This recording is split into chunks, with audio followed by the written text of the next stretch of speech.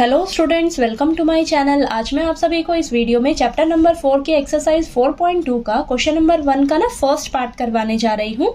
तो question number 1 में हमें दिया है find the roots of the following quadratic equations by factorisation.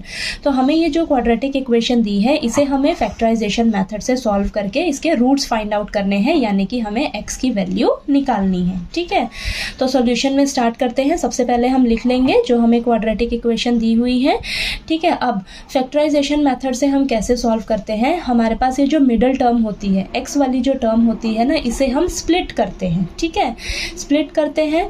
तो अब देखिए आपके पास क्या है, एक्स स्क्वायर का कोफिशिएंट क्या है, आपके पास 1 है और कांस्टेंट नंबर क्या है, आपके पास 10 है। तो इसे मल्टीप्लाई करेंगे तो हमारे पास क्या निकल कर आ रहा है, 10 आ रहा है। ठीक है, अब नेक्स्ट स्टेप में आपने क्या करना है, फर्स्ट स्टेप में तो आपने क्वाड्रेटिक इक्वेशन उतार लेनी है।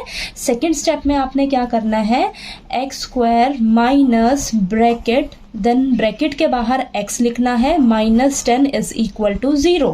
ठीक है, यहाँ पर आप ध्यान से समझिएगा, बहुत ही इजी तरीके से मैं आपको बता रही हूँ। यहाँ पर आपको कोई भी गलती नहीं होएगी प्लस माइनस की। ठीक है, आपने क्या करना है, x के आगे जो भी नंबर दिया होगा ना उसकी जगह ना आप ब्रैकेट लगा देना। ठीक है, और बाकी सभी को आपने एज इट इज उतार लेना है। ये सेकेंड स्टेप में करना है आपने। ठीक है, बाकी सभी को एज इट इज उतार लेना है साइन के साथ।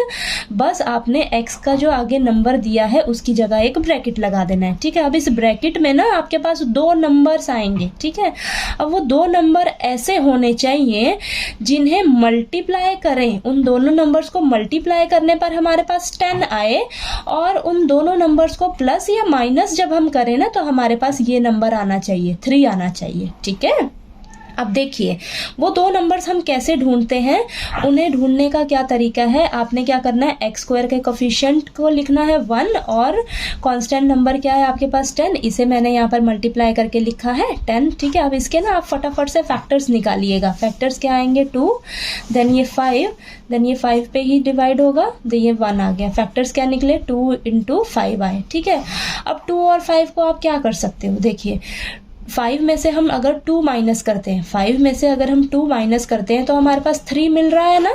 ठीक है, वही तो हमें चाहिए, 3 ही नंबर चाहिए ना। और 5 × 2 करते हैं हम तो हमें क्या मिल रहा है, 10 मिल रहा है। ठीक है, तो हमें 10 चाहिए। ठीक है, मल्टीप्लाई करने पर हमारे पास ये नंबर आना चाहिए जिसका हम यहाँ पर फैक्टर्स निकाल रहे हैं। ठीक है, यानी कि ये जो पड़ोसी वाले नंबर्स को मल्टीप्लाई करने पर जो आया है ना हमारे पास, वही आना चाहिए हमारे पास, वो जब हम उन 2 नंबर्स को मल्टीप्लाई करते हैं जो हम 2 नंबर्स ढूंढ रहे हैं। ठीक है, तो यहाँ पर मेरे पास 2 नंबर्स कौन से मिले हैं, 5 - 2। ठीक है, ठीक है, तो 5 और 2 मिला है। जब इसको हमने माइनस किया तो हमारे पास 3 आया, जब इसको हमने मल्टीप्लाई करके देखा तो हमारे पास ये 10 आया। ठीक है, ये चीज़ क्लियर हुई। तो आपको ये 2 नंबर्स ढूंढने में ही थोड़ा सा डिफिकल्टी होता है, बाकी अब आपने इसको आराम से सॉल्व करना है। देखिए अब यहाँ पर लिखिए एक्स स्क्वायर, अब यहाँ पर माइनस अगर बाहर रहे ना तो उसका ध्यान देना है आपने। माइनस जो है वो दोनों से मल्टीप्लाई होगा, दोनों नंबर से, तो -5 से होगा तो माइनस का 5, और इधर से x भी दोनों से मल्टीप्लाई होगा। ठीक है, ब्रैकेट के बाहर इधर जो साइन रहेगा वो भी अंदर जाएगा, और इधर ब्रैकेट के बाहर जो x है वो भी दोनों के साथ अंदर मल्टीप्लाई होगा। तो यहाँ पर आएगा माइनस का 5x, then minus minus plus का 2x, देन माइनस का 10 इज इक्वल टू 0। ठीक, क्लियर हुआ आपको।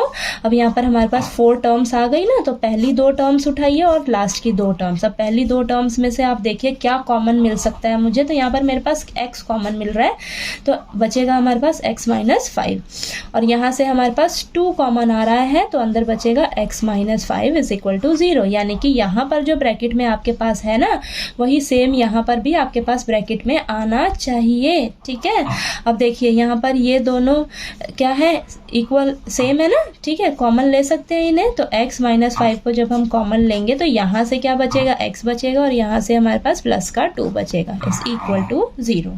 ठीक है, अब आप क्या करिए, x - 5 को आप एक बार 0 के इक्वल रखिए, देन यहाँ पर x + 2 को एक बार आप 0 के इक्वल रखिए। ठीक है, तो यहाँ से हमारे पास जब हम सॉल्व करेंगे तो हमारे पास आएगा x is equal to 5, minus का 5 है इस साइड जाकर प्लस का 5 हो जाएगा, और यहाँ से प्लस का 2 है इस साइड जाकर माइनस का 2 आ जाएगा। ठीक है, तो हमारे पास ये क्या निकल कर आ गए, रूट्स ऑफ द इक्वेशन क्या दे रखी थी हमें, x² - 3x - 10 आर 5 and -2।